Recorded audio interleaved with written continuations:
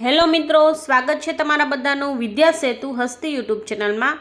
આજના આ વિડીયોમાં આપણે સ્પર્ધાત્મક પરીક્ષામાં 40% ગુણની અનિવાર્યતાનો ઠરાવ રદ થશે કે નહીં, શું સરકારી નોકરીમાં આદિવાસી વિદ્યાર્થીઓનું પ્રતિનિધિત્વ કાયમ માટે ભૂંસાઈ જશે, આ પ્રશ્નના જવાબ તમને આ વિડીયોમાં મળી જશે। તો સ્પર્ધાત્મક પરીક્ષાની તૈયારી કરતા તમારા મિત્ર સુધી અવશ્ય શેર કરજો। સ્પર્ધાત્મક પરીક્ષામાં 40% ગુણની અનિવાર્યતાનો ઠરાવ રદ કરવા માંગ।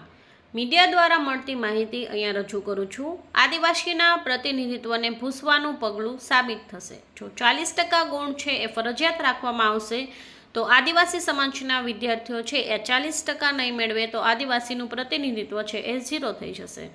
સ્પર્ધાત્મક પરીક્ષામાં લાયકાત માટે લઘુત્તમ 40% ગુણની અનિવાર્યતાનો ઠરાવ સામાન્ય વહીવટ વિભાગ દ્વારા કરાયો છે।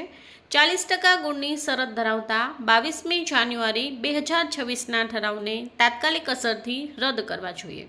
આદિવાસી સમાજના હિતને ધ્યાને લઈ યોગ્ય નિર્ણય કરવો જોઈએ। આ પ્રકારની માંગણી વિધાનસભા કોંગ્રેસ પક્ષના નેતા તુષાર ચૌધરી સહિત અન્ય ધારાસભ્યોએ રાજ્યના મુખ્યમંત્રીને પત્ર લખીને કરી છે। વિપક્ષી પત્રમાં જણાવ્યું છે કે આરક્ષણના સામાજિક અને આર્થિક ઉત્થાનના હેતુને કાયમ માટે આ બાબત ખતમ કરશે। લાયક ઉમેદવાર ન મળવાના ટેકનિકલ બહાને જો જગ્યાઓ ભરાતી નથી તો ભવિષ્યમાં સરકાર આ જગ્યાઓ આઉટસોર્સિંગ કે કરાર આધારિત પદ્ધતિથી ભરે તેવી પૂરી શક્યતા છે, જેમાં આરક્ષણનો કોઈ લાભ મળતો નથી।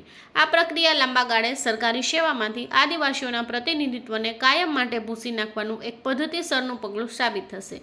વહીવટી કાર્યક્ષમતા માત્ર પરીક્ષાના ગુણથી નહીં પરંતુ નિમણૂક પછીની સઘન તાલીમ અને ગ્રાઉન્ડ લેવલના અનુભવ દ્વારા સુનિશ્ચિત કરી શકાય છે।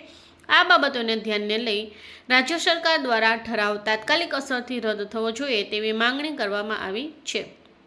તો આ વિડીયોમાં તમને છે એ 40% જે છે માર્ક્સ એ રહેશે કે કેમ તેની માહિતી મળી ગઈ હશે। જો વિડીયો સારો લાગે તો તમારા મિત્રો સુધી અવશ્ય શેર કરજો અને ચેનલને અવશ્ય સબસ્ક્રાઈબ કરજો। Thank you.